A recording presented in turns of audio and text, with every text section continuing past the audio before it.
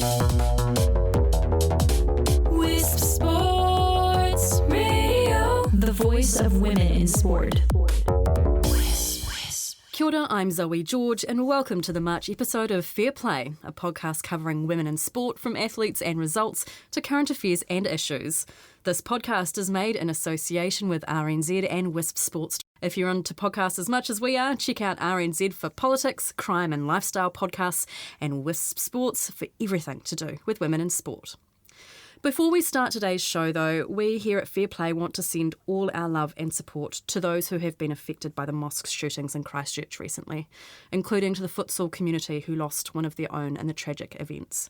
It's been a terrible time here in New Zealand and big conversations are being had about racism and gun control. Here at Fair Play, we are about inclusion and diversity.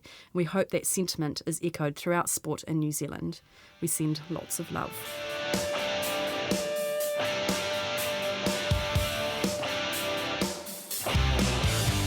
This month, Football Fern striker Sarah Gregorius discusses the big issues out of the Oceania Division Player Association Conference and talks us through the team's prep for the upcoming Football World Cup in France.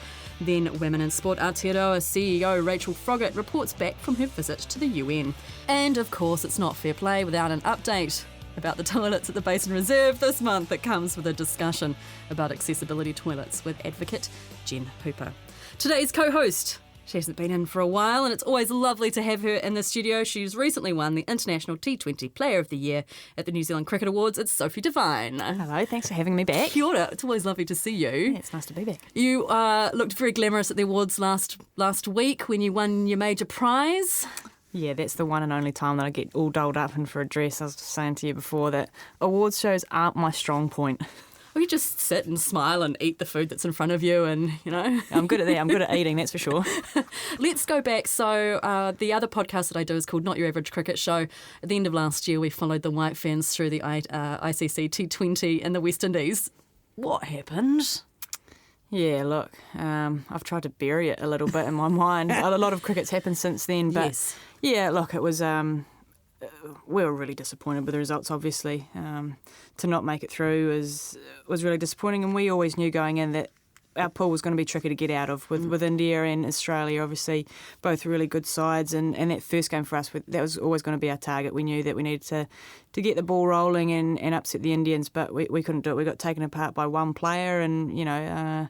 Actually, because they set 193, didn't they? Like, it was a huge score. But the White Ferns, you proved that you could do it. That was one of the highest scores of the tournament. Yeah, it was. And I think that's almost another part of the frustrating thing is we know we can do it. And the funny thing about T20 cricket, and especially scores like that, it's almost sometimes better to be chasing a score 180, 190, 200 rather than a sort of a 90, 100, 110 because you've only got one option. You've got to go for it because if you don't, you're going to fall behind and the game's gone. So, yeah, look, we played well, but just not well for long enough. And you would have learned a lot of lessons from that. What were the lessons learned and what did you carry into your tour against India? I think a big thing for us that's probably been a constant for the last couple of World Cups and World Tournaments we've had is preparation, especially when you're going and playing over in conditions which are very different to what we experience here in New Zealand. I think if we can get over into those conditions for longer before a tournament starts, playing games together, spending time together, I think it's so valuable to be able to get together as a team and build those combinations, people you're going to be batting with, who you're going to be bowling with, things like that. I just think preparation can lay the platform for then going and performing out on the park. There's been a few changes within the White Ferns. Leadership is a big one. Susie Bates stepped down just before the World Cup and Amy Sathwaite has stepped up. How did that affect the team and the structure of the team? Yeah, look, it wasn't ideal. I think it never is, especially going into a big World Cup event like that. To lose Suze as captain was a bit of a shock, but at the end of the day, we backed Susie 100%, as she said. She couldn't give her all to the role, and Amy has done a fantastic job. I mean, she's always been a strong leader in the group anyway, and for her to step up, I know she's done it in the past when Susie's missed out through injury or whatever else. So for us, it was just about getting in behind Amy and making sure that, you know, that she felt completely supported, and likewise that she had our belief and we had hers. So, Yeah, look, it wasn't ideal, but we've moved on now, and I think Suze would be the first to admit that she's really enjoying the freedom. She's looking like she's enjoying playing. Yeah, she is. She was really buried there for, probably close to 2 or 3 years of carrying so much on her shoulders, and she's someone that just wants to do so well for everyone. So for her, I think the shackles have been broken, and she's getting out there now. I think we're starting to see the Suze of old where, her consistency is just so great. I think that's, at the end of the day, that's what she wants to do. She wants to contribute to the team and help us win games.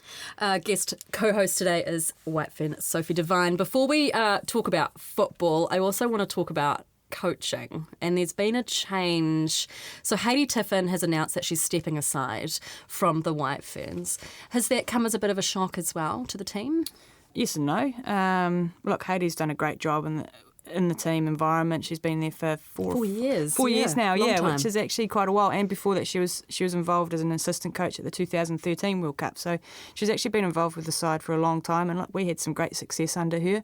I think not just Hayley, but all coaches in all sports I've been involved with, I think there's a shelf life, and I think probably getting close to that now, and we really want to push forward. And whoever fills that role has obviously got big shoes to fill, because Hayley was great in that environment. But we're really looking forward to the process, being completed by New Zealand Cricket, and hoping that we get the right person in the role, whether it's male, female, whether a New Zealander from overseas. We just want the best person for the role.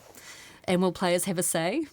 Yes, we've been told that we will be, so that's great news from New Zealand Cricket. They want to be open and transparent with the whole process, which is fantastic. They took a similar path with the Black Caps and their recent appointment of Gary Stead. There were player representatives on the interview panel, so they've said the similar case will be happening with the women, which is great. I mean, at the end of the day, we're the ones that are probably... You have to work with them we the have to work closest. with it, absolutely. We're directly affected by whoever's appointed. So, yeah, that's going to be a really big next couple of months.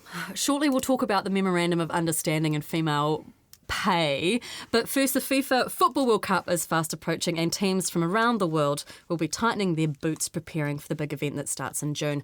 Football Ferns striker Sarah Gregorius is part of the Kiwi contingent. She's actually currently in Bali attending a Players Association conference, talking through some tough issues facing football, and she joins us now before she heads off to join the team in Europe. Kia ora, Sarah.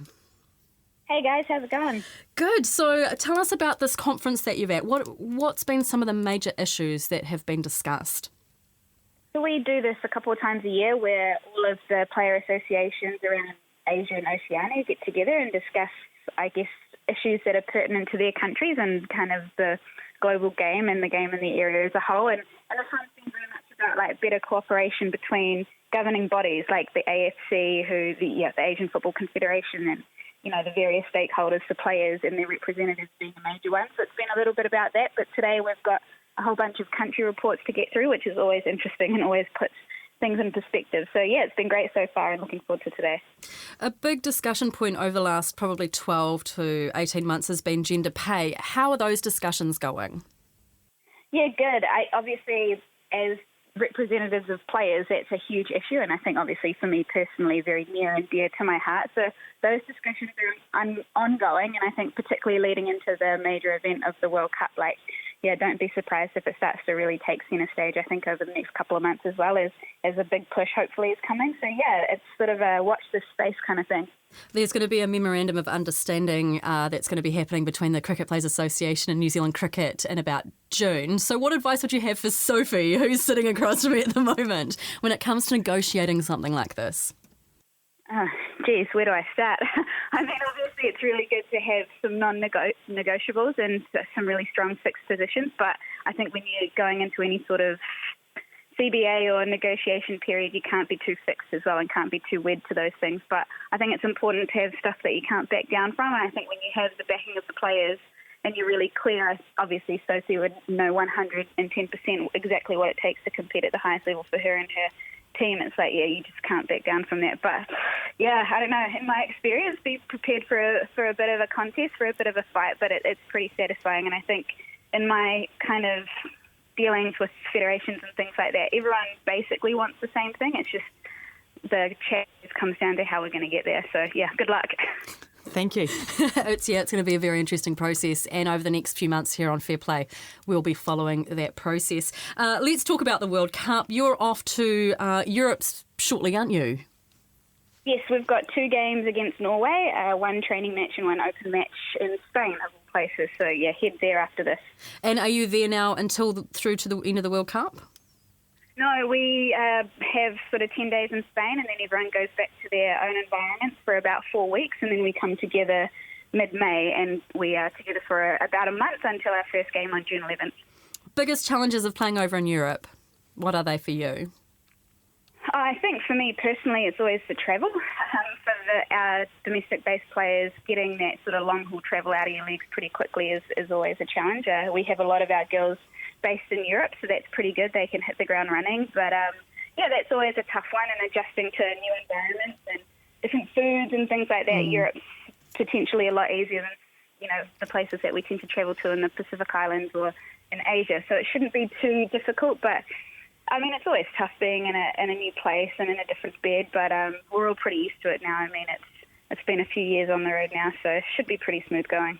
So tell me, who are in your pool at the Football World Cup?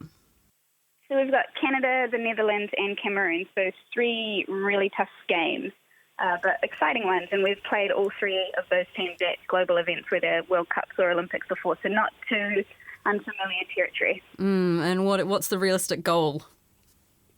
Oh, I think definitely for me, we want to get out of group stage and head into the knockout phases. I think if you look at our squad and the talent that we've got and also the experience, like quite a number of players now sort of in and around and over 100 caps, I think getting out of our group is pretty realistic. And then after that, it's anyone's game.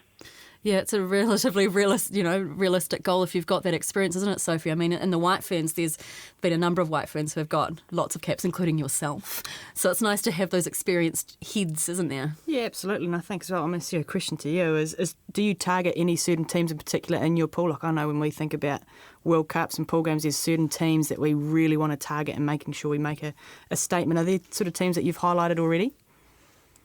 Yeah, I think everyone in the back of their mind is sort of targeting the Cameroon game for sure. They're quite a few ranking points behind us. I mean, FIFA rankings, you sort of have to take them with a grain of salt, but I think we beat them, 3-1 at the 2012 Olympics, which seems like a long time ago, but they don't have as much sort of big tournament experience as we do. So I think definitely getting after the Cameroonians, and then I think between the Canadians and the Netherlands, that's going to be pretty tough, but I think we can definitely take points off at least one, if not both of those teams. So, but for me, I think we've got to go sort of hell for leather for that last group game against Cameroon for sure.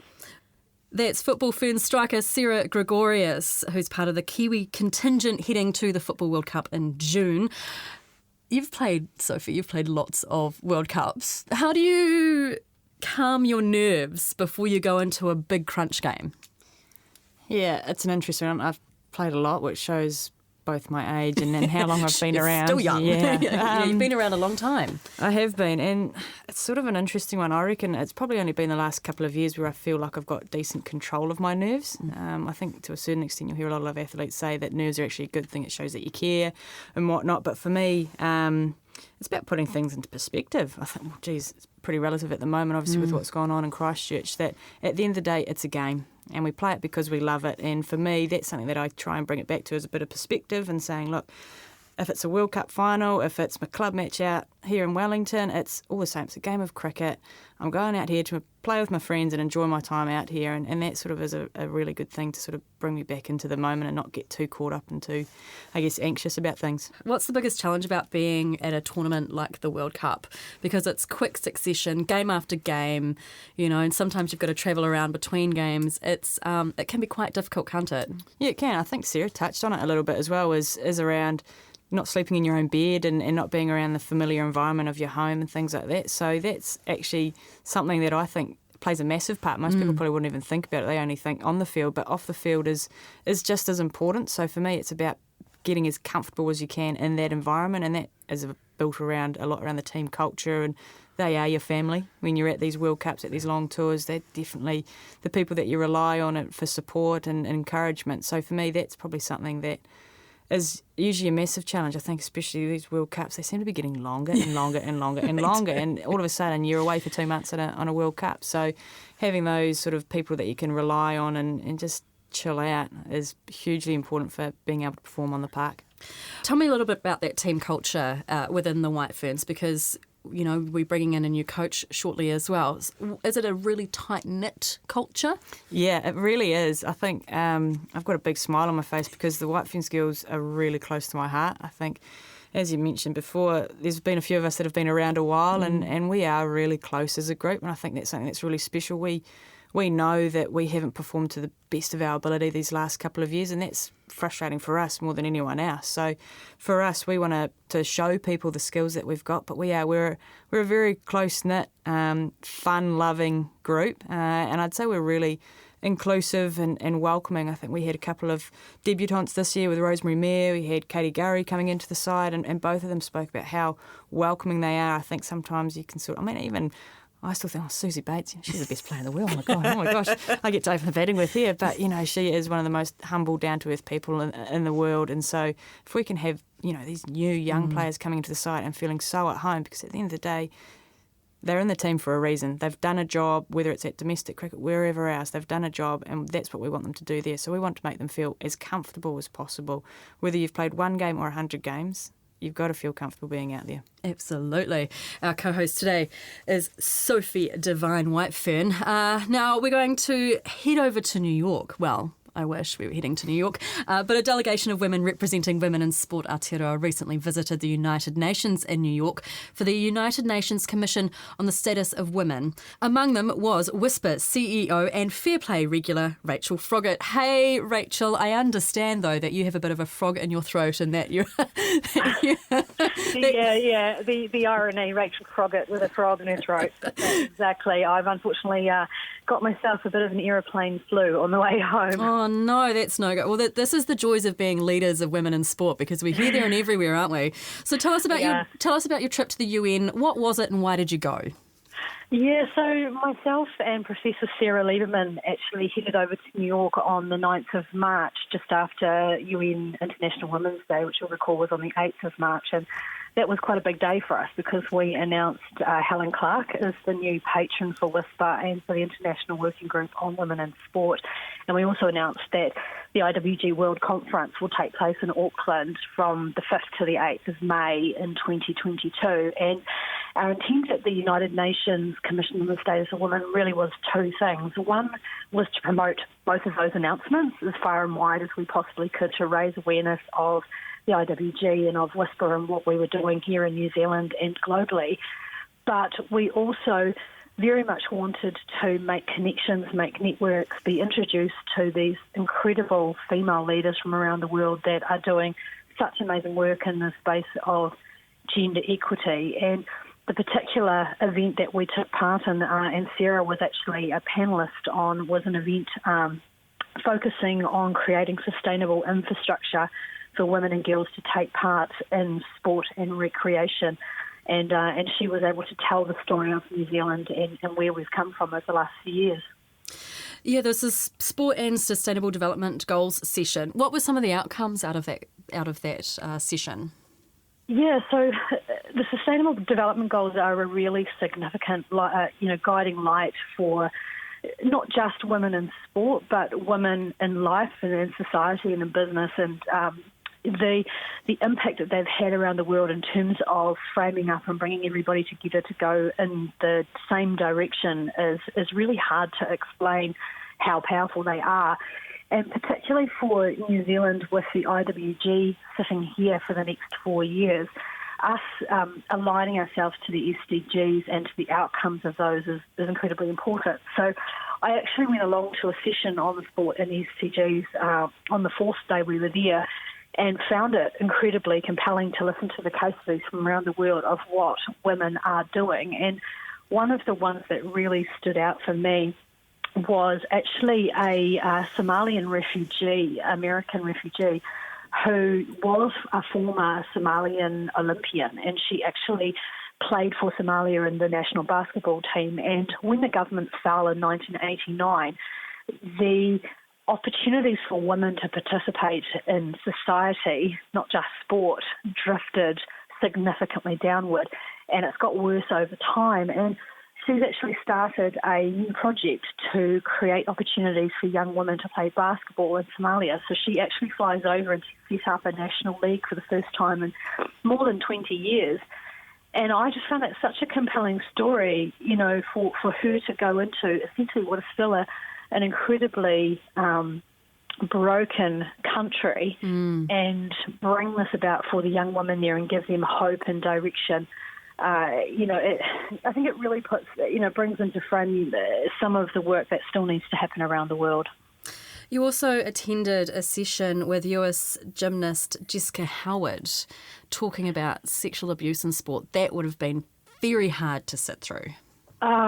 You could have heard a pin drop in the room, actually. That was an incredibly confronting session to be a part of. So Jessica was one of the first athletes that stood up in the Larry Nassar sexual abuse story, which you'll remember is the biggest and most confronting story of safety in sport that the world probably has ever seen in terms of the systemic abuse within the Gymnastics USA team and I guess the free rein that he had for close to 2 decades to do what he did. And she told us the story of how as a very young woman she was brought into the national squad and the way that essentially she was almost groomed to believe that the things that happened within her environment were normal and they were the things that she had to just put up with if she was to achieve her dream to win an Olympic medal. And when you first come into that environment as a 11 or 12-year-old, how do you know what is right and what is wrong? And if the system isn't supporting you and giving you the duty of care that it owes you, the damage is just incredible. And she was quite frank actually about the significant physical and mental distress that the whole situation has caused for her and actually the ongoing treatment she's having to undergo, as an adult now. It's, Sophie and I are sitting here just shaking our heads. In the last episode of Fair Play, actually, we had a big discussion about how we prevent sexual violence through and in sport. So you can find that on wispsports.com and rnz.co.nz.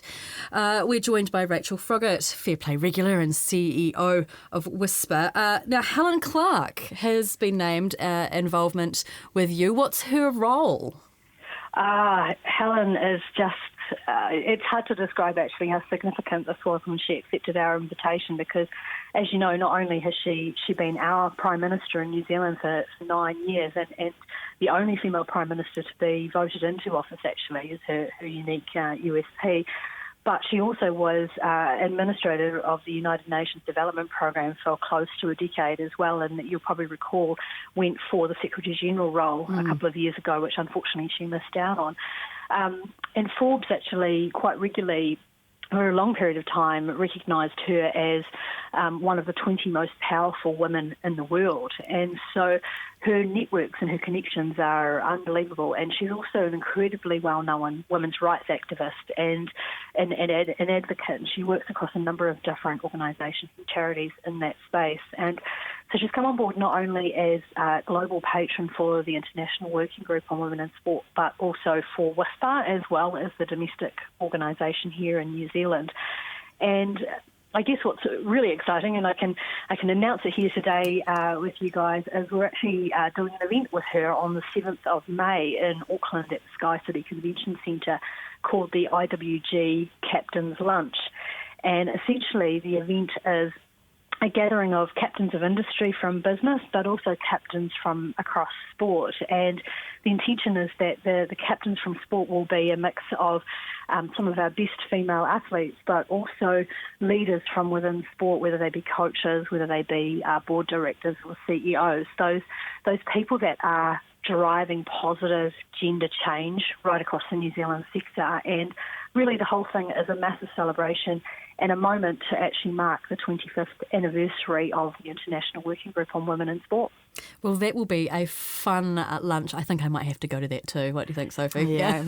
Invite me too. Oh, Sophie, I was going to email you. There you go.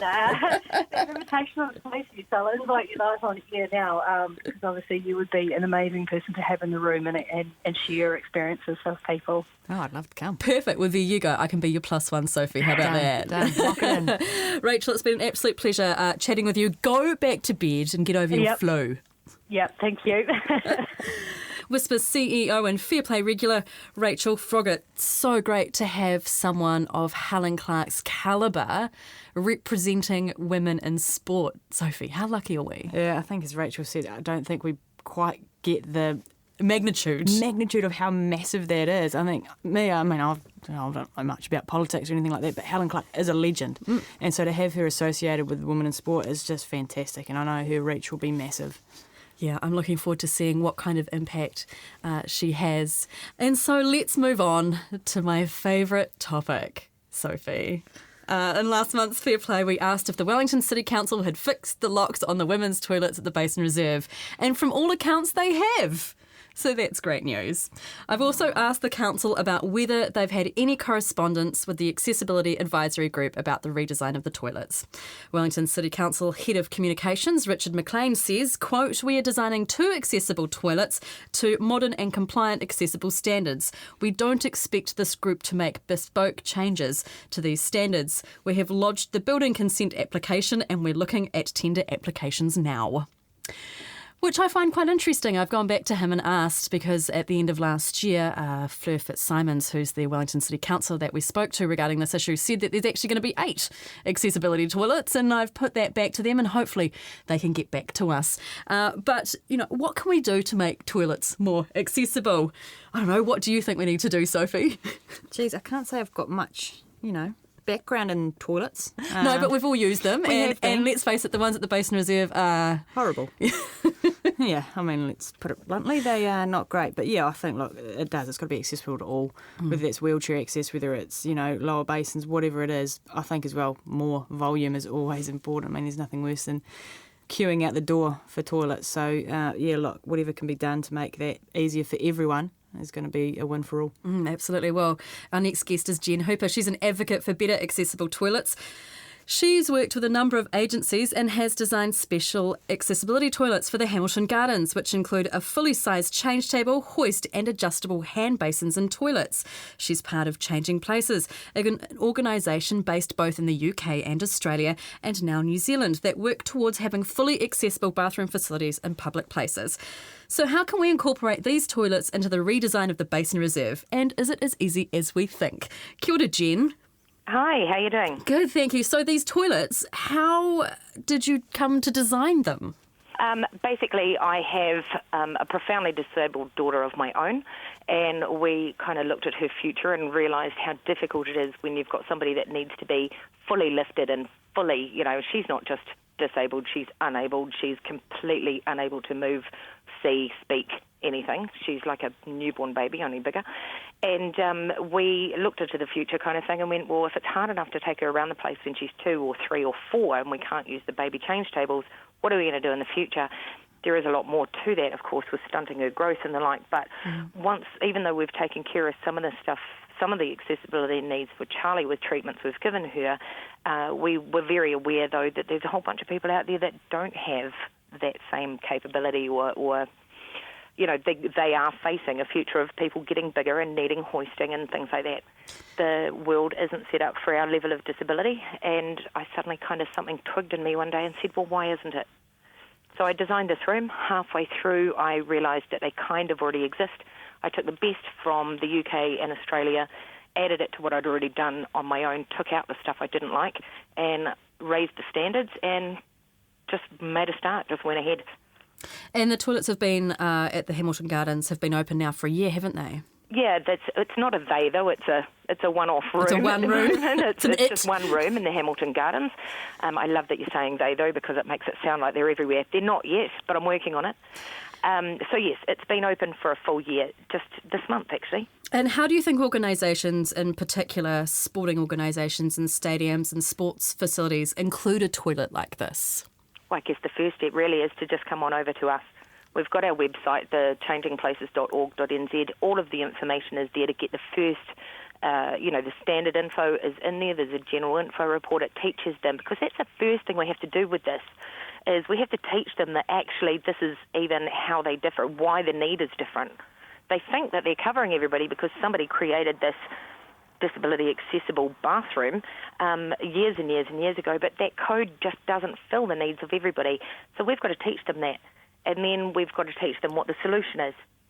So the first step really is to send everybody to the website, and that's where they'll get all the information full on and easy about what we are, why we're needed, how we differ, how to go about it, what the costings are, what we're looking for in a site location. There's all sorts of things to that, and we help design their individual plans for the room that they want to put in. We are working towards a cookie cutter model, but they might have a rectangle room versus a square one, for example, so I've got to redo the layout to make sure that it's still really easy to use for people. Then they've got to join in with the secured access system and stuff that we've got to protect the unit and protect people from hurting themselves when they're not meant to be in there. You register to use the toilet, don't you? Yeah, look, you register to become a member of this. So I've sort of, some families that are members already have said to me that it's their version of the Coro Club. Look, they love it because they don't have to go asking for a key anywhere. These rooms have to be locked. There's no two ways about that. They have to be locked up. They've got to be locked up to keep out vagrants and homeless, to keep out, the vandals and whatever, the likes of Aaron Smith. They've got to be locked. Either way, they have to be locked. You've got $50,000 worth of specialised equipment in there. They have to be locked. They also have to be locked so that they're there and easy to use and free and clean and available when somebody that needs them needs them. We don't want other people in there sort of holding the room. We already see that with disability car parks or disability normal toilets where they're misused. So they absolutely have to be locked. But this way you've got your own way of accessing it without having to wait in a queue and ask and pay a deposit and everything else. So it does work. The argument is, though, that there's already accessible toilets, so why do we need something like this? Because they don't fill the need of everybody. I mean, as soon as you've got someone like my daughter Charlie that is in nappies forever, then what do? You can't use the baby change table. And this is assuming she's small enough to lift without a hoist. You really can't use anything then. But even if she is small enough still to lift without a hoist, the only thing that you can do is really put her on the floor. I would challenge anyone to want to walk into a public toilet with bare feet, let alone lay down on it. Ugh. It's just horrendous. And it's so degrading, isn't it? But the need isn't recognised even in Starship. I can't wash her even in Starship. There's not one DHB with this kind of facility. So what I'm hoping is that by creating them in public spaces and shopping malls and airports and, council public loos, that hopefully it'll teach the DHBs a bit of a lesson here. And they actually did know this need existed the whole time. Wow. What would you say to the Wellington City Council about the toilets at the Basin Reserve? Just like every single other public toilet block in New Zealand, bar the one at Hamilton Gardens, you need these rooms because the fact of the matter is councils, supermarkets, airports, they have a responsibility to provide public conveniences for all of their community. Not almost all. The people that need these rooms don't have them. That is a need by very definition. And we absolutely we need to have people committed to providing them for these people. It's a level of, you could call it a level of discrimination that's actually completely hidden and unheard of, because the guys that need this room, the people that need this room and their families and carers, they have no choice but to stay at home. Or they actually have surgeries to have stomas, catheters and things put in that they don't otherwise need. Do we really want to be doing that to people just so that they can toilet like everybody else? It is the single most basic human need that I can think of. And it's in no way being met at the moment in a dignity or even in a hygiene way. Absolutely. You raised some very valid points there, Jen. Thank you so much for your time. We look forward to seeing these toilets popping up around the place, and hopefully... I'm hoping, we know that we'll have another 2 open before the end of the year, and they're all in different cities. Brilliant. I'm actually hoping that we'll have another 4 if I play my cards right. So, yeah, it's coming. And maybe it might be nice to see one at the Basin Reserve as well. Well, you send me the people. Send them to my website and send me the people. I'll help you out. Sounds good. I might do that. All right. Thanks a lot, eh? That's Jen Hooper, an advocate for better accessible toilets. And Sophie, these toilets are incredible. You should see them. Just amazing. But like Jen was saying, though, they need to, it's not as though they want to have it. They need to have it. And I think that's something that, I know me, I'm so naive. I don't even think about these sort of things. But when you've got child, family, friends, whoever that need these toilets, it's just a no-brainer for me that anywhere should have facilities like these that can help assist people, like she was saying, the basic need of being able to go to the toilet. Yeah. And, these people are missing out on the joys of sport. because they can't come to these games because they don't have the facilities. Yeah, and we talk about being a sport for all. That's right, we do. You've got to provide facilities that cater for all. And again, like Jen said, not almost all, for all. It's simple as that. Absolutely. Oh, well, we will continue to bring you an update on the toilets at the Basin Reserve. You know it's not going to go away.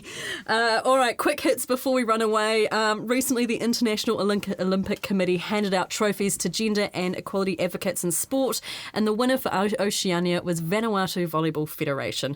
They were recognised locally as having paved the way for female participation in sport at grassroots and elite level. The Vanuatu Volleyball Federation is using the power of sport to promote social change, shift attitudes and encourage active living for women. Isn't that fantastic? That's awesome. Great stuff. Darts, the New Zealand World Series of Darts is coming in August. Some of the biggest names from around the world are visiting Hamilton, but there are no women.